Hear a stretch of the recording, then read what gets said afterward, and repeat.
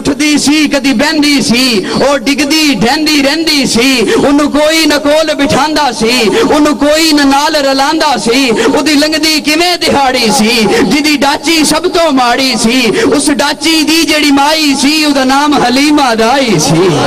ਆਖਿਰ ਵਿੱਚ ਮੱਕੇ ਆਈ ਸੀ, ਪਿੱਛੇ ਆ ਕੇ ਉਹ ਪਛਤਾਈ ਸੀ। ਹਰ ਬੂਆ ਉਸ ਖੜਕਾਇਆ ਸੀ, ਉਹਨੂੰ ਖੈਰ ਕਿਸੇ ਨਾ ਪਾਇਆ ਸੀ। ਹਰ ਦਰਦੀ ਬਣੀ ਸਵਾਲੀ ਸੀ, ਉਹਦੀ ਝੋਲੀ ਫਿਰ ਵੀ ਖਾਲੀ ਸੀ। ਜਦੋਂ ਸਾਰੇ ਉਹ ਪਾਸਿਓ ਰਹਿ ਗਈ ਏ, ਜਦੋਂ ਸਾਰੇ ਉਹ ਪਾਸਿਓ ਰਹਿ ਗਈ ਏ, ਸਰਕਾਰ ਦੇ ਬੂਹੇ ਬਹਿ ਗਈ ਏ।